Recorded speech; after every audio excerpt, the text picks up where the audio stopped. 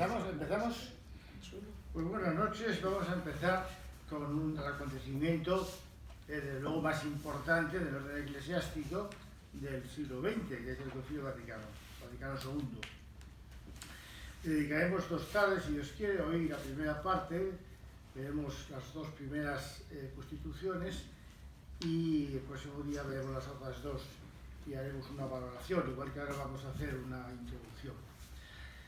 Vamos a ver, como todos sabemos, se inaugura el Concilio Vaticano el 11 de octubre de 1962 y se clausura el 8 de diciembre de 1965, de manera que son 3 años más contados, ¿no?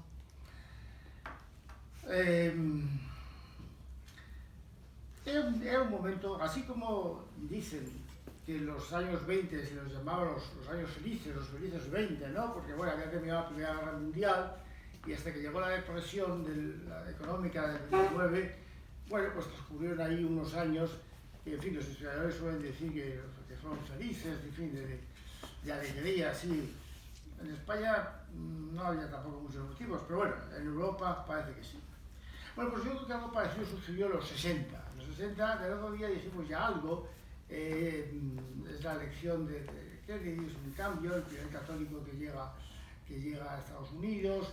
Khrushchev, que es el que mandaba en Rusia, pues también tiene un movimiento de moderación, condena ya públicamente la época de Stalin, es decir, se quiere apartar de esa época.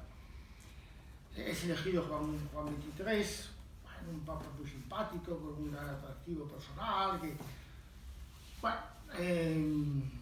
es una época en que parece que en fin, las cosas se enderezan definitivamente, ¿no?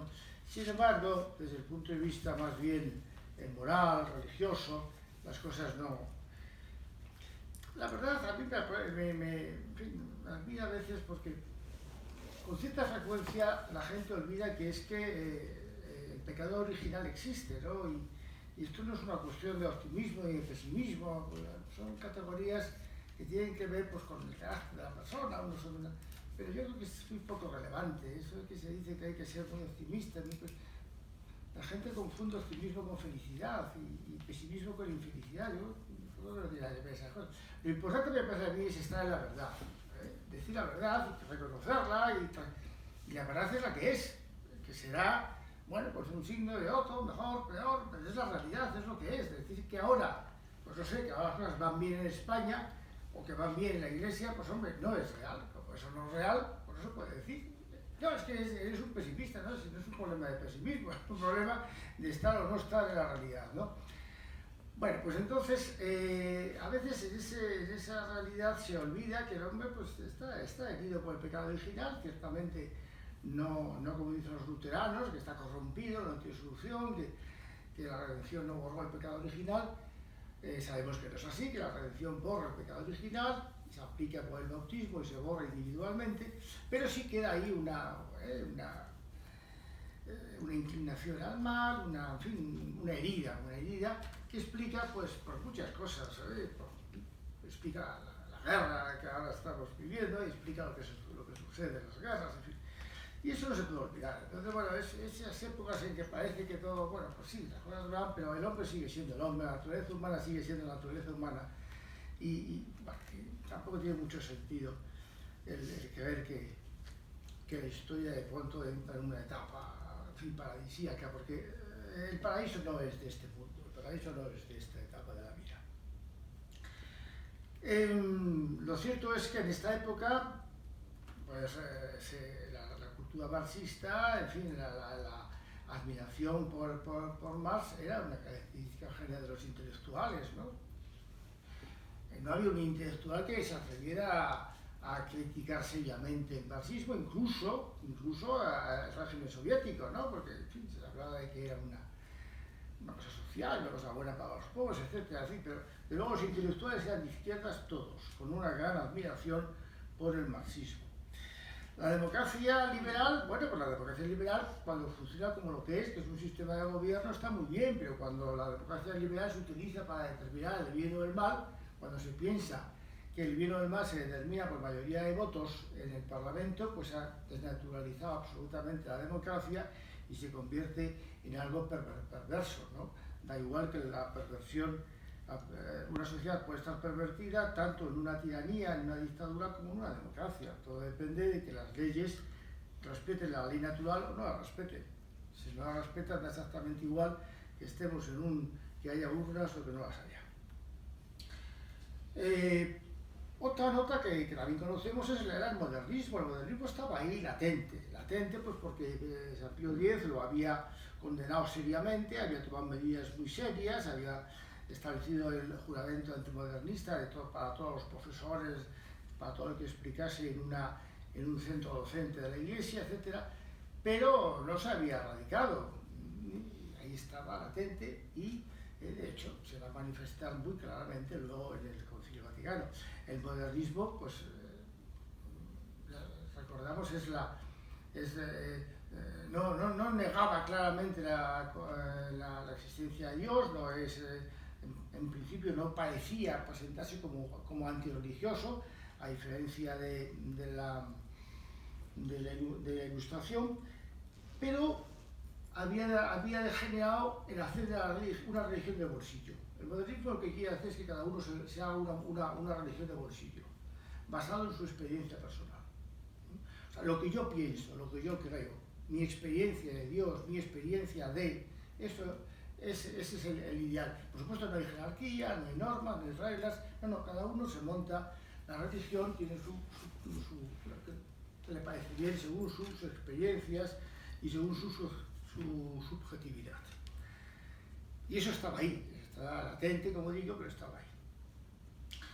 En definitiva, desde el punto de vista de las gentes que tiraban más, que se daban cuenta un poco de lo que estaba pasando en el mundo de la Iglesia, digo, el problema que se estaba presentando era el de si la Iglesia se abría o no a la modernidad, al mundo, si se quiere, pero en fin, por lo menos a la modernidad, ¿no? No puede negarse que la Iglesia estaba en una situación de repliegue, eso no se puede negar. Es decir, durante el siglo XVIII, a partir del siglo XVIII, empieza a echarse para atrás, a encerrarse, por miedo al mundo, por miedo a los descubrimientos científicos, el miedo a las teorías evolucionistas, el miedo a los filósofos que cada vez estaban más lejanos de Dios, y en lugar de dar la batalla, en lugar de enfrentarse a todos estos paladines del error, por mucho que lo adornasen o que lo ocultaran con palabras bonitas o con teorías para seducir los oídos de los oyentes, lo cierto es que estaban equivocados. Pero entonces, ante el error no consiste en encerrarse en casa y no salir y prohibir que se lean los libros, prohibir que esto se puede leer, esto no se puede ver, que no se estudie en esa universidad. Bueno, sí, todo eso, pero todo eso no es positivo, eso no resuelve las cosas, y hemos visto que no ha resuelto nada. El problema es que han abierto todo y se ha ido al otro extremo, lo cual tampoco... Pero fundamentalmente es malo leer libros erróneos. El problema es no tener la ciencia suficiente para descubrir el error de ese libro. No leerlo en sí, claro, si no tienes formación y a las dos primeras sandeces que lees te declaras convencido por ese personaje, claro, entonces efectivamente hemos terminado. Pero si estás formado y tienes la suficiente cultura científica, literaria, humanista, religiosa, pues uno puede... Lo que pasa es que no vale la pena perder el tiempo en leer tonterías, esa es otra historia. Es decir, ¿para qué vamos a leer autores que no dicen más que majaderías, o sandeces, o cosas claramente antinaturales, barbaridades, cuando se pueden leer cosas tan interesantes? Pero no porque sea, pero esa postura de cerrarse, bueno, pues esa es la postura de la Iglesia, no nos engañemos. La postura a partir del siglo XVIII es mucho miedo a lo que hay fuera, mucho miedo al mundo, mucho miedo. Y claro, se ve que eso no conducía a ningún sitio. A mitad del siglo XX, teólogos, pues como por ejemplo el entonces teólogo Ratzinger y todos los de... pues se dan cuenta de que así cada día estaba la iglesia más... Sí, bueno, sí, en sus cenáculos y en sus grupos, pues bueno, había buen ambiente, claro, pero es que eso no era. Ya habían perdido a los intelectuales, habían perdido a todos los obreros, habían perdido a los jóvenes, los artistas, todos los escritores. Bueno, pero entonces ¿con quién nos quedamos? Por tanto, el gran problema que se planteaba era ese, ¿no? Problema que además se veía muy bien físicamente, vamos, en la edad de los cardenales. El colegio cardenalicio en los años 60 era de mucha edad, ¿no? Había una aceleración intelectual en la iglesia ante las novedades, ¿no? Como si todo fuera malo y como si no fuera más útil plantear la batalla, si no hay que tener miedo, si tenemos la verdad, si nosotros no tenemos que tener miedo a nada. Nos va a contar Darwin que el alma evoluciona con la materia, pero razón, señor, ¿qué me está usted contando? ¿Pero que hay que tener miedo a Darwin? Claro que hay evolución, quién lo duda. Pero puede haber evolución en lo que es material, en lo que es físico. Lo que nunca puedo hacer es que la materia engendre lo espiritual, que el cuerpo engendre el alma. Esto, bueno, quiero decir que entonces no es cuestión de no leer a Darwin, lo que hay que hacer es formarse adecuadamente para replicar errores, argumentos que no tienen ningún fundamento. Bueno, por tanto, por mucho que las cosas parecían muy bonitas, y en fin, que lo cierto es que había un eclipse de fe y una progresiva pérdida de la dimensión trascendental de la vida. Trascendente, mejor dicho, la dimensión trascendente de la vida. Bueno, a lo mejor alguno piensa que es exactamente lo que ocurre hoy, pero bueno, ya lo iremos viendo. Eclipse de fe, pérdida de la dimensión trascendente de la vida. La verdad es que Pío XI y Pío XII ya habían considerado la idea de formar, de convocar un concilio vaticano, un nuevo concilio, ¿no? Un concilio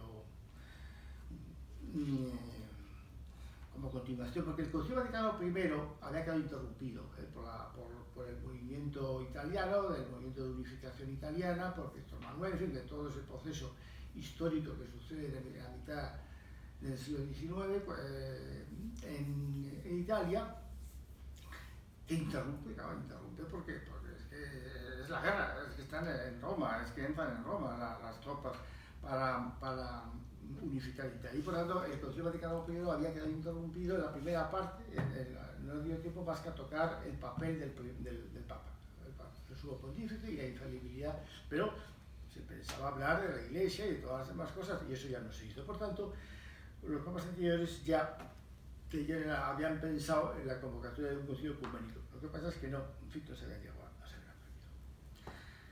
Bueno, en este campo, por tanto, un campo incierto, ¿no? Un campo realmente incierto. Otro movimiento había también, en esta época también se da lo que se llama el movimiento litúrgico en Centro Europa, ¿no? Fundamentalmente en Alemania, en Francia, un movimiento litúrgico de renovación de la liturgia que en sí mismo era una cosa buena. Después ha pasado lo que ha pasado, lo que seguimos padeciendo, pero el movimiento litúrgico, bueno, porque no pueden negarse que efectivamente había una separación grande entre el clero y los laicos, a la hora de vivir la liturgia en la iglesia o fuera de la iglesia, a la misa, los sacramentos, la Santa Misa. No ya por el latín, que también, sino porque no se conocía, porque no se vivía la liturgia un poco, en fin, muy separada de lo que el pueblo podía entender, ¿no? Y entonces, distante, en fin, no se vivía realmente la liturgia como lo que es la superación del espacio y del tiempo. En definitiva, como luego veremos alguna cosa más, la liturgia en la tierra conecta, como decía Benedicto XVI, para Ratzinger, directamente engancha con la liturgia del cielo, ¿no? En definitiva, la liturgia supera los límites del espacio y del tiempo y actualiza en nuestra vida esa liturgia eterna que acontece en el cielo. Esto en la misa es muy obvio, muy evidente, también los sacramentos, pero la misa de una manera muy real, muy manifiesta, porque la misa no es sino la actualización del sacrificio del Calvario. Pero bueno, esto el personal no lo sabía. o por lo menos estaba muy separado. Bueno, la gente, mis abuelas iban a misa con el rosario, estaban el rosario dando la misa, ¿no? Sí. Bueno, pero vamos a ver, ¿no? Bueno, pues el rosario es una cosa santa y buena, pero claro, no, esto no es la misa. O sea, por tanto, el movimiento litúrgico en Centro Europa tenía unas buenas intenciones de acercar efectivamente la liturgia al pueblo, etc. Bueno, todo esto era, en fin, era digamos, el fenómeno de fondo de esos años. En el año 58 es elegido Juan XXIII y en enero, pocos meses después, en enero del 59, sorprende a vivos y muertos, seguramente, con el anuncio del Concilio Vaticano II, ¿no? Una prueba manifiesta de fe, ¿no? en el Espíritu Santo, porque es raro de pensar que no supiera lo que había por dentro. Sobre todo porque hay una frase que dice que en un momento determinado, cuando clausura la primera sesión, en diciembre del 62, es decir, a los pocos días, desde octubre a diciembre, la única sesión que él pudo presidir, Juan XXIII comentó a alguno, en fin, de privado, a alguno de sus más cercanos, que luego dijo, el concilio será el nuevo Pentecostés tan esperado, aunque mi parte en él será el sufrimiento. Y él ya pensaba que iba a costar sufrimiento el concilio, y de hecho murió ofreciendo su vida por el concilio, ¿no? Pero bueno, efectivamente en aquel momento, bien por su forma de ser, que también efectivamente era entusiasta y bien, echado para adelante, optimista, lo que se entiende por optimista, y decíamos antes, bueno, muy bien. Y entonces él, cuando convoca al concilio, dice cosas, se lee, una verdadera alegría para la Iglesia Universal de Cristo. Eso es lo que pretende ser el nuevo concilio ecuménico. En materia de concilio todos somos novicios, el Espíritu Santo estará ahí cuando todos los obispos se reúnan y se verá claramente, será la flor espontánea de una primavera inesperada. El concilio es la ventana abierta, o también es sacar el polvo y barrer la casa, poner flores en ella y abrir la puerta diciendo a todos, vengan a ver, aquí está la casa del buen Dios. El concilio es la Iglesia iluminando al mundo a través de los siglos. Bueno, ya vemos que había un gran entusiasmo, en fin, en lo que yo creo que, a pesar de todo eso, Juan XXIII no podía desconocer ese fondo de modernismo que estaba ahí, ese fondo de que en el movimiento litúrgico que hemos dicho había también algunas propuestas excesivas, como luego se vio. En fin, yo creo que esa situación no podía... Pero bueno, lo cierto es que, de hecho, cuando se refiere a este momento, Benedicto XVI, ya como Papa, en el año 2013, pero refiriéndose en un discurso del que hablaremos sobre todo el próximo día, cuando es una valoración, un juicio de todo el concilio, pero cuando se refiere a los comienzos dice así Benedicto XVI: así pues, fuimos al concilio no solo con alegría, sino con entusiasmo. Había una expectativa increíble. Esperábamos que todo se renovase, que llegara verdaderamente un nuevo Pentecostés, una nueva era de la Iglesia, porque la Iglesia era aún bastante robusta en aquel tiempo.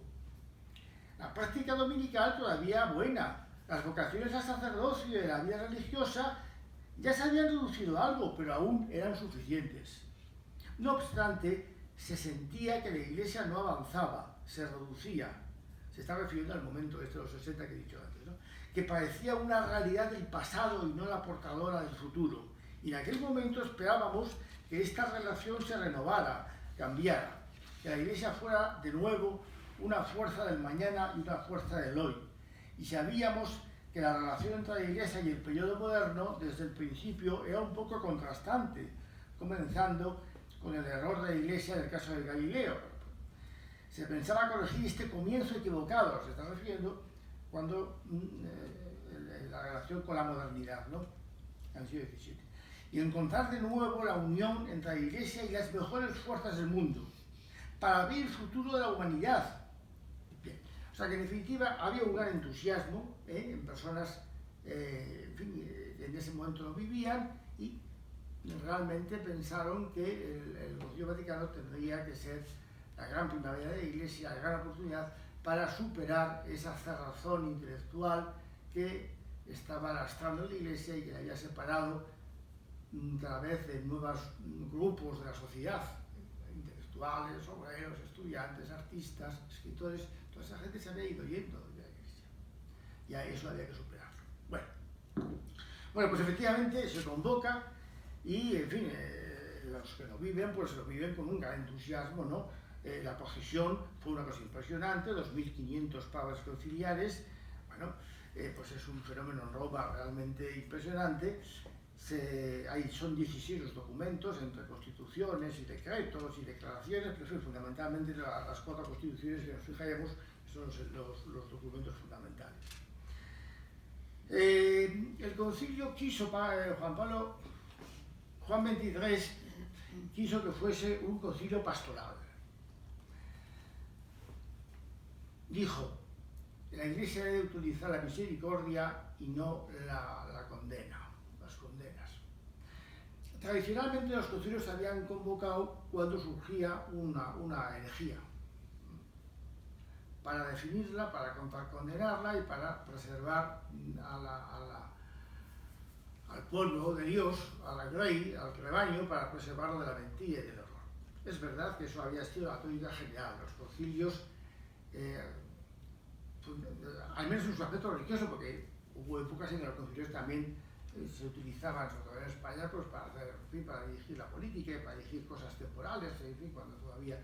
Bueno, pero es verdad, ¿no? Entonces, por eso se utilizaba la condena, porque se trataba de manifestar el error, ¿no? Para desenmascarar de la mentira el error.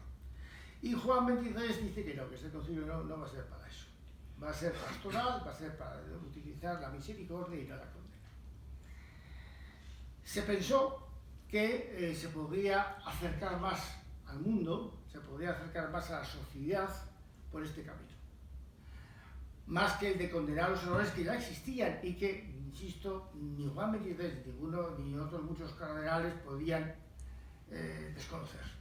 Porque el modernismo estaba ahí, porque los filósofos, porque Sartre ya estaba ahí, porque Simone de Beauvoir ya estaba ahí, porque ya se habían publicado, porque Marcuse andaba ya por ahí, porque Freud hacía tiempo que ya había llenado de, en fin, había publicado su pansexualismo.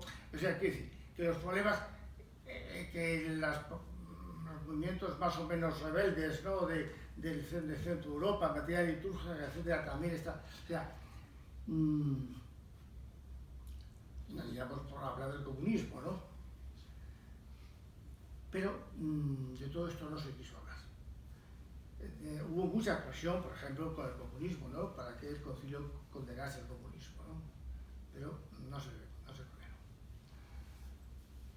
Bueno, no podemos saber qué hubiera pasado si el Concilio Vaticano II, además de decir todo lo que dijo, que fue muy interesante, muy sensato, y ya lo iremos viendo, si además se hubiera aprovechado ese momento, esa circunstancia, pues para hacer algunas condenas o para, quizás no en el estilo que se utilizaba en el siglo pasado, un estilo regio, fuerte, muy vehemente, ¿no? De cómo estaban escritos los documentos pontificios entonces, pero sencillamente con mano de guante, pero denunciando las mentiras que ya estaban vigentes, que ya se veían.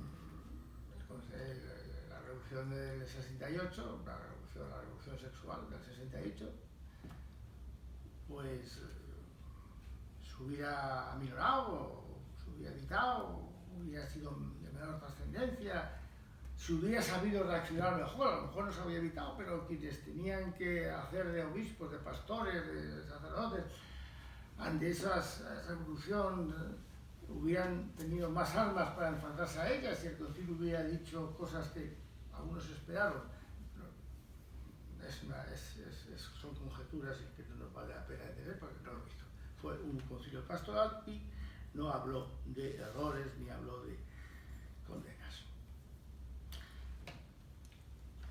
Un concilio concilio que también, como se ha dicho por Ratzinger en su momento, enseguida se descubrieron dos planos, ¿no? El concilio de los padres conciliares y el concilio que hacían los periodistas, el concilio de los medios de comunicación.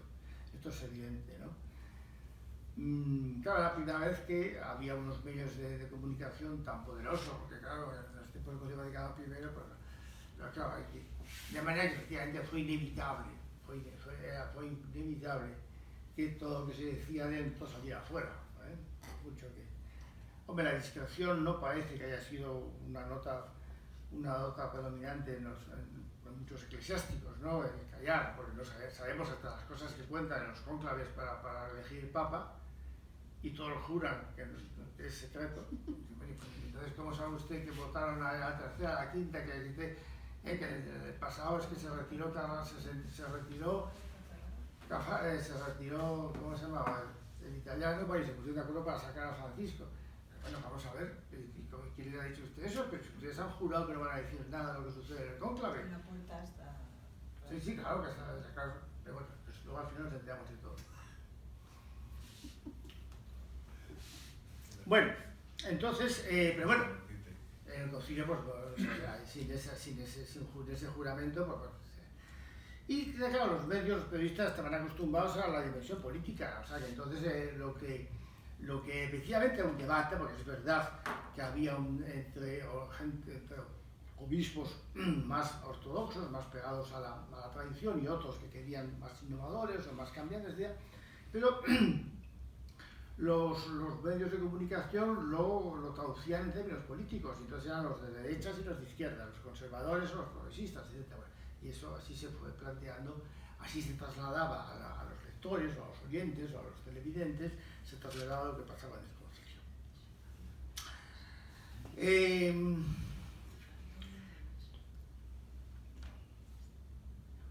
Nada más empezar el concilio ya se vio que se quería, vamos a ver, que los padres conciliares no estaban dispuestos a dejarse llevar.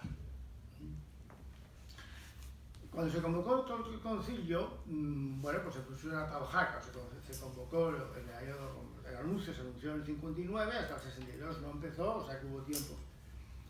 Y el cardenal Ottaviani, que en fin, es un hombre, en fin, de gran peso en el... Y en fin, pues, mayor, muy tradicional, de recta doctrina, etc., Ottaviani, pues, y otros, claro, otros muchos, habían preparado las líneas de los documentos, por dónde debían de ir los tíos, y sobre todo, habían preparado las listas de los integrantes de las distintas comisiones que debían formarse. Los nombres estaban ya, tenéis que votar a estos, ¿no? Los padres conciliares dijeron, nada más empezar, no, esto nada. Y rechazaron todo lo que había preparado Ottaviani, se rechazó. Y los nombres de las listas dijeron que para votar se tenían que conocer, y que por eso iban a tomarse unos meses entre ellos para conocerse los padres conciliares, para ir unos con otros y ya para luego elegir a los que parecían. Bueno, bien, era una postura que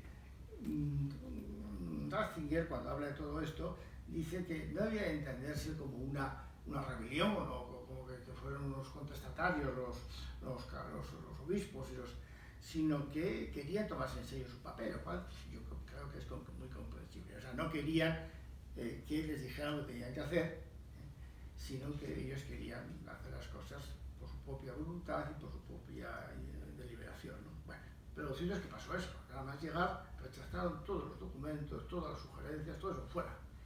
Y luego salieron. Y por eso, al final no se pudo evitar que, bueno, pues ese grupo que había los grupos, o sea, fundamentalmente de obispos y teólogos, el grupo de Renania, de renanos, en fin, los de Centro Europa, para entendernos, que tendían a lo avanzado, a la renovación, a separarse más de la tradición, en fin, los más adelantados, los más... Y luego pues estaba la parte italiana, y como más apegados a la tradición, con menos ganas de cambio. Y esta división, que ocultar, pues se mantuvo a lo largo de todo y tuvo momentos complicados, momentos difíciles. Pablo VI tuvo que emplearse con autoridad y con, en fin, con santidad para evitar que se dijeran cosas raras. O sea que los documentos son absolutamente ortodoxos. Los documentos conciliares son estupendos, son maravillosos. Incluso desde el punto de vista literario. Que hay algunas cosas que se podrían haber dicho mejor, o que se pagan mejor, o con más precisión, o con más... Bueno, bien, pues es una obra humana, claro, efectivamente el Espíritu Santo no fue dictando las declaraciones, no era eso. Pero realmente son documentos de un gran peso y perfectamente tradicionales, perfectamente ortodoxos, sin ningún problema. Otra cosa es lo que viene después, lo que ya hablaremos. Pero sí es cierto que, bueno, pues ahí digo que podría, en fin, algún detalle, sí, pero en general.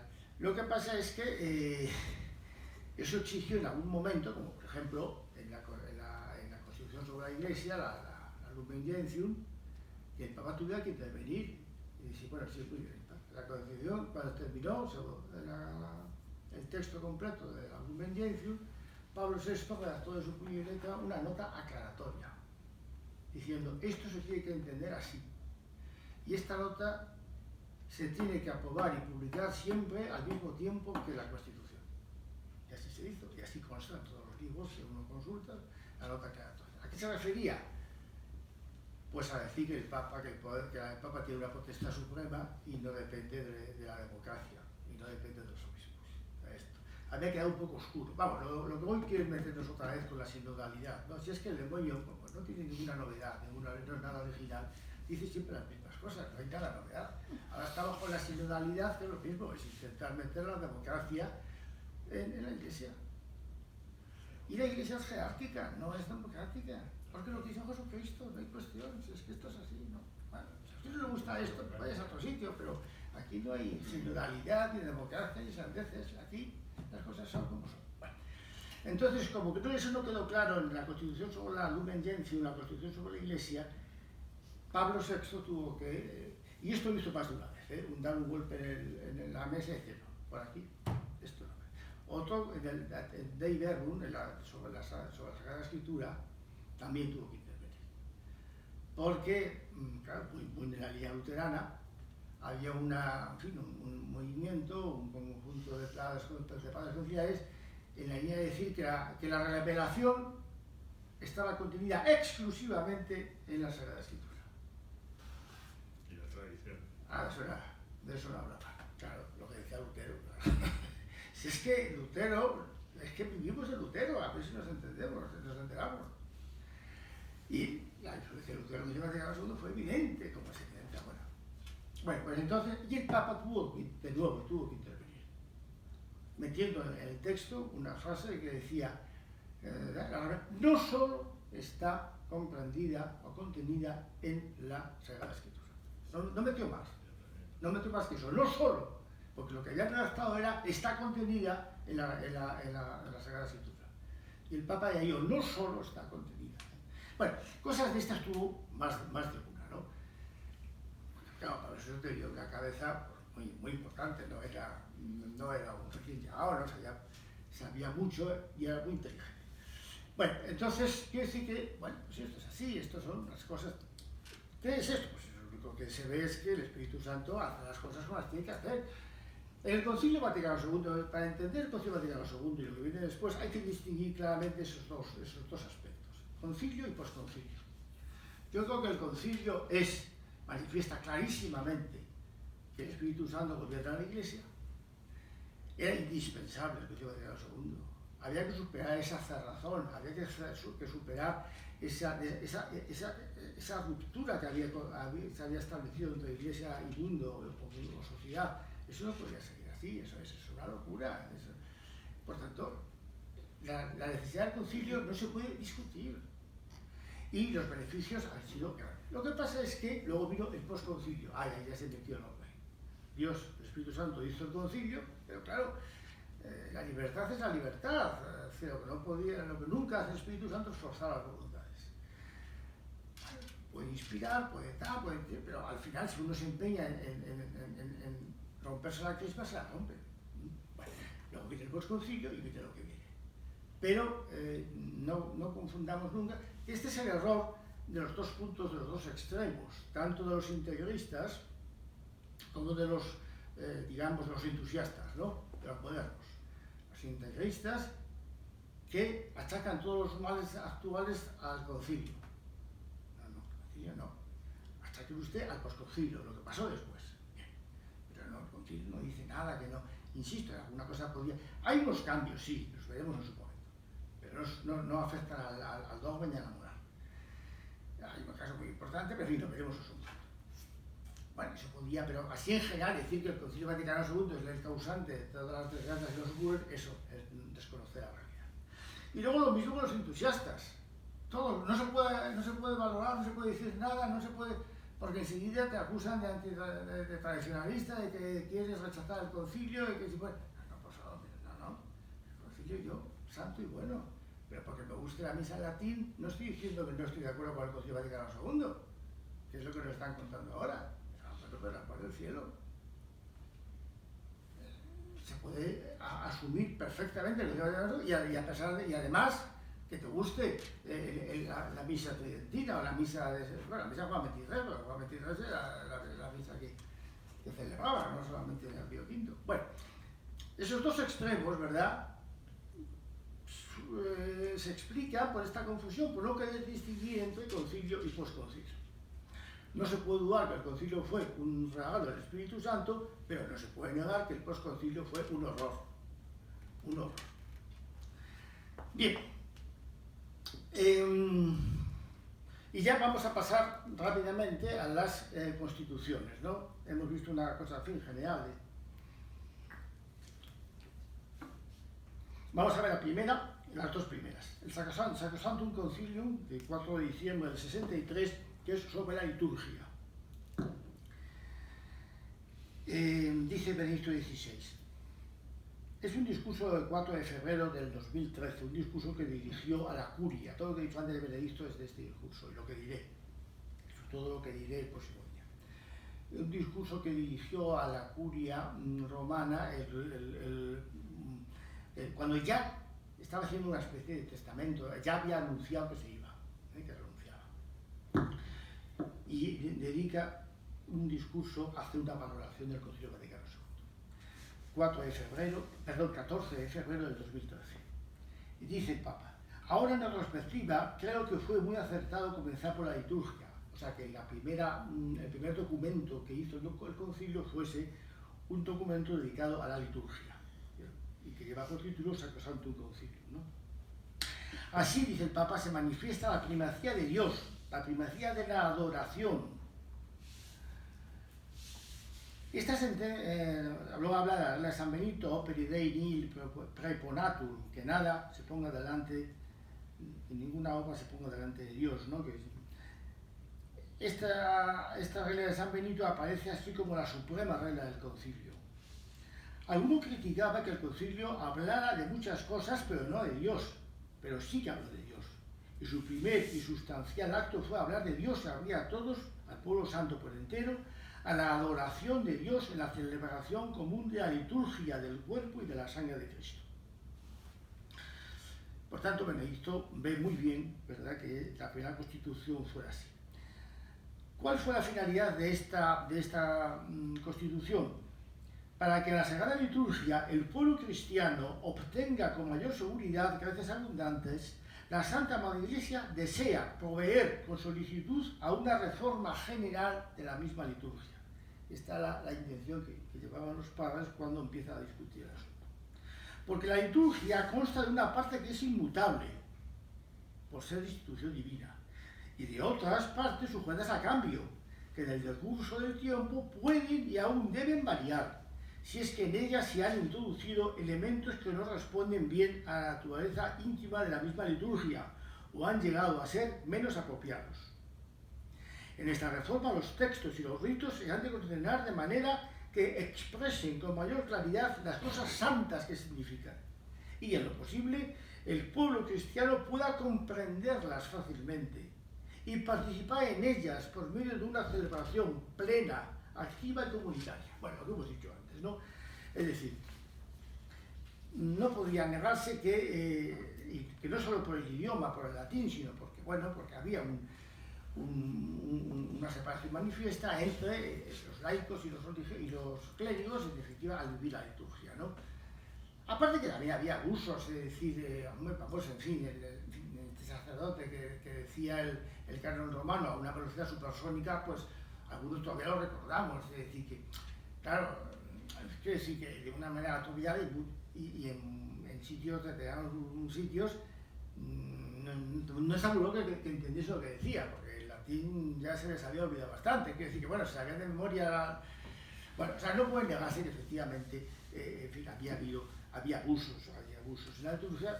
En concreto, lo que buscan es que los fieles puedan participar mejor en la liturgia de una manera consciente, activa y fructífera.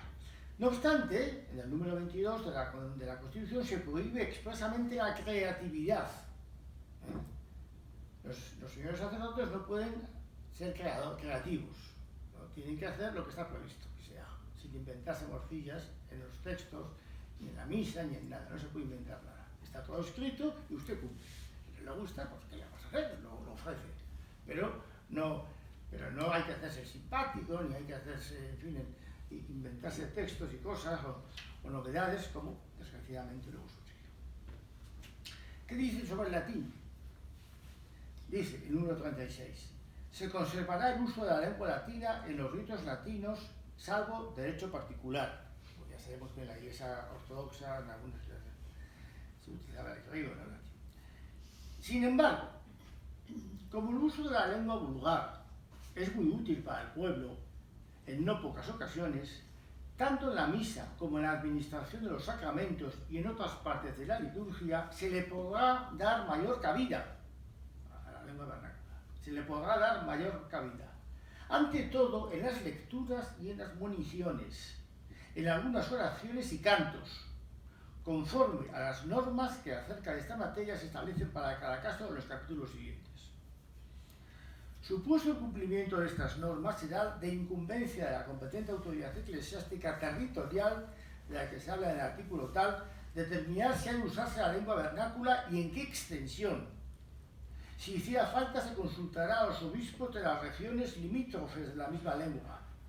Estas decisiones tienen que ser aceptadas y confirmadas por la sede apostólica. Bien, por tanto, la Sacrosanctum Concilium no derogó el latín en la liturgia, ni mucho menos. Reconoció que podía ser una gran idea que bueno, lo que hacemos los primeros sábados de mes aquí, vaya, que las lecturas y las municiones, etcétera, pues fueran en la lengua vernácula, porque se entiende, ¿no? Porque el personal ya no sabía latín como en otras épocas. Pero nunca se pensó en la idea del concilio, nunca se pensó a los redactores de esta, o por lo menos en la gran mayoría, los que estaban bien intencionados al menos, nunca se pensó en la derogación pura y simple del latín, como si fuese una cosa nefasta, una cosa horrorosa, y su sustitución por, no ya por las lenguas universales, porque se podía, incluso el vasco, o el catalán, o en fin, con lo cual uno va a determinados lugares y no entiende nada. Bueno, Lumen Gentium, la otra constitución. La Lumen Gentium, luz de las gentes, es la que se refiere a la Iglesia. La anterior, como decimos, la liturgia, Lumen Gentium, la Iglesia es la luz de las gentes. De 21 de noviembre de 1964. Su finalidad, iluminar a todos los hombres con la luz de Cristo. Se trataba de continuar el Vaticano I, que se había interrumpido en el primado del Papa, realmente había hablado del Papa. Y se pretendió con esta constitución unificar las dos perspectivas que pueden, en fin, observarse en la Iglesia, la perspectiva, digamos, institucional y la espiritual o mística, ¿no? Es decir, la Iglesia fundamentalmente es espiritual, es el Espíritu Santo actuando en los fieles, son los sacramentos, es la gracia, todo eso es fundamental. Pero somos hombres y lo espiritual necesita una apoyatura, no podemos. Aquí estamos hablando de cosas, pero necesitamos una mesa y necesitamos una luz, y si no, nos tenemos que valer de las cosas materiales, no se puede despreciar lo material, que es muy importante, como no se puede despreciar el cuerpo, que está unido al alma, es que son cosas. Por tanto, tiene que haber jerarquías, tiene que haber obispos, tiene que haber derecho canónico, tiene que haber, en fin, hay un armazón. Lo que no se puede decir, como luego se dijo, es intentar separar la iglesia institucional y la iglesia, la de verdad. La de verdad es la del pueblo, la espiritual, la iglesia, como si fueran cosas diferentes. Esto es un disparate. No hay más que una iglesia que es al mismo tiempo institucional y mística. Bueno, se habla claramente de que la iglesia es obra de la Trinidad, el Padre envía a Jesucristo, que es la cabeza de la iglesia, y Padre e Hijo después van a enviar al Espíritu Santo, que será el alma de la iglesia. Se introduce, como ya sabía, pero en fin, el concepto de pueblo de Dios como denominación, que en definitiva quería enganchar con el Antiguo Testamento, porque el pueblo de Israel, esa expresión del pueblo de Israel era un término muy conocido en el Antiguo Testamento. ¿Cuál era el peligro? Pues lo que no ha pasado. Sí, claro, pero el pueblo, ¿cómo funciona el pueblo? Con la democracia. El pueblo elige, el pueblo vota, no sé qué. Entonces ya. Pero no era esa la intención. Se habló del pueblo de Dios sin democracia, ni urnas, ni historias, sencillamente para conectar con ese sentido. Pero fundamentalmente se decía que es el cuerpo místico de Cristo y que, en definitiva, Cristo fundó una realidad visible y otra realidad invisible unidas en una sola, pero es una sola cosa, una sola realidad, que es la Iglesia. Se dice claramente que la Iglesia de Cristo subsiste en la Iglesia Católica. Esto dio lugar a cierto, en fin, contestación. Se dice expresamente, la Iglesia de Cristo subsiste en la Iglesia Católica. Hasta entonces los textos solían decir, la Iglesia de Cristo es la Iglesia Católica. El concilio dijo subsiste en la Iglesia Católica. Esto generó una buena polémica, porque, bueno, pero ¿qué pasa? ¿Que ahora ya hay varias iglesias? No era la intención esa, ni muchísimo menos. Pero también hubo que explicarla, también hubo que intervenir, hubo que explicarla también desde las jerarquías, desde la altura, para decir que no había cambiado nada, que se dice subsiste. Hombre, dicen que para reconocer lo que hay de positivo en las confesiones separadas de la Iglesia Católica, que es cabalmente aquello que se han llevado de la Iglesia Católica, no lo que hoy azteca, que no tiene nada bueno. A ver si nos enteramos. Que esto los ecumenistas de ahora no se enteran mucho. ¿Hay cosas buenas en las iglesias protestantes? Sí, lo que se llevaron de la católica, nada más. De ellas no han puesto nada bueno. Lo que hay es lo bueno, es lo que se llevaron. Bueno, pues por eso, porque no hay más que una verdad, y Jesucristo no fundó más que una iglesia. Entonces, bueno, se separaron de ellas y llevaron cosas. Y están más o menos acercadas, más o menos cercanas a la Iglesia Católica y más o menos acertadas en su moral o en sus creencias, en la medida en que se habían llevado más o menos cuando se fueron de la Iglesia. Por eso el único comunismo que tiene sentido no es el hacer una votación y ponemos cada uno un poquito y todos aplaudimos y cada uno hace una cosa, no hay nada de eso. Aquí no hay más de comunismo que volver, los que se han marchado, volver a la Iglesia. Y aquí encontrarán lo que tienen de bueno, más lo que olvidaron. Bueno, pero entonces sí, con esta palabra subsiste se quería dar un toque de pastoral, de amistad, a los que se habían ido, a los hermanos separados, que a partir de entonces se empieza a llamar hermanos separados. Todos nos acordamos en la liturgia de la Semana Santa cómo se les llamaba a los judíos, cómo se llamaba cuando se hacían las invocaciones en el jueves del Viernes Santo. Bueno, ahora se llama. Está muy bien, son hermanos separados, pero no confundamos las cosas. Una cosa es tener calidad con los equivocados y otra cosa es decir que el error vale tanto como la verdad, porque eso no es cierto. Entonces esa expresión subsiste, bueno, hubo que explicarla para que nadie dudase, pero bueno, dio sus dudas, dio su guerra. Efectivamente se reconoce la jerarquía, papas, obispos, sacerdotes y, muy importante, se define claramente que existe un sacerdocio común, que tenemos todos los fieles bautizados, pero que eso no tiene nada que ver, tiene una diferencia sustancial con el sacerdocio ministerial, que solamente unos hombres elegidos por Dios reciben mediante la imposición de las manos, es decir, del obispo, mediante la administración del sacramento del orden. Porque, claro, estábamos en el luteranismo, también había quienes decían que no había más que sacerdotes, que todos somos sacerdotes, que en definitiva no hay diferencia sustancial. Bueno, pasa que unos se dedican de lleno a esto, y otros no, pero en fin, en definitiva no hay ninguna diferencia sustancial entre el sacerdocio común y el sacerdocio consagrado, el sacerdocio ministerial. Esto justamente es luterano, esto es lo que decía Lutero, claro. Y por eso eligen el pueblo, las iglesias luteranas eligen al sacerdote, al que hace de pastor, lo eligen con votos, claro. Porque ellos creen que no hay ninguna diferencia sustancial, porque no existe el sacramento del orden. Bien, y ahí claramente se manifiesta que son cosas muy distintas. También se ocupa de los laicos, y en eso aporta una gran novedad, la llamada universal a la santidad. Los laicos están llamados a ser santos como cualquier fiel de la Iglesia.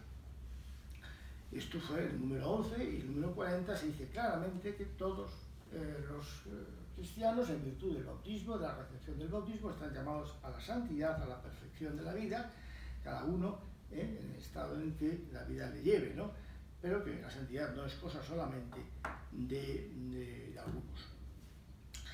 Ciertamente, esta doctrina tenía tradición, venía siendo predicada por San José María Escrivá desde el año 1928, pero bueno, en aquel momento se consideró lindante con la herejía, lindante con... Y bueno, pues, sin duda tuvo la satisfacción de ver que su doctrina era reconocida en un concilio Vaticano, en el Concilio Vaticano II. Se recoge también ya una preocupación clara por el ecumenismo, que va a partir ya entonces, aquí nos hemos hablado de ello, cómo nace esa preocupación ecuménica, que es ciertamente importante, que es ciertamente necesaria. ¿Cómo no va a ser importante el ecumenismo? ¿Cómo no va a preocuparse la Iglesia e intentar que vuelvan los que se fueron? Nace de aquí. Pero es un cambio también, porque la postura anterior era la que decíamos antes, es decir, la cerrazón, la división, como los protestantes están equivocados, me aparto de ellos. Como los otros, no quiero trato con ellos. No. Vamos a tener trato con ellos, vamos a intentar que vuelvan. Pero eso no significa que vamos a hacer cesiones y concesiones y vamos al chalaneo, a ver si tú cedes de aquí un poco y yo cedo de otro, y aquí nos ponemos de acuerdo y hacemos una religión única. No, eso no es. Eso no es. El comunismo, ese comunismo, como se hacen las constituciones políticas o los documentos en la UNESCO o en la ONU, así no se hace un documento ecuménico. Eso hay que dejarlo para las Cortes, para los gobiernos, para la ONU, que hacen los documentos poniéndose de acuerdo en las palabras, pero no en los contenidos. Y buscando palabras y frases imprecisas que se pueden entender de una manera y de la contraria. Todo eso está muy bonito, pero eso no es ecumenismo.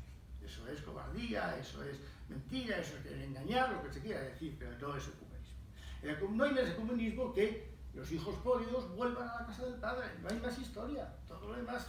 Ahora, que eso hay que hacerlo con amor, hay que hacerlo con cariño, sin condenas, sin...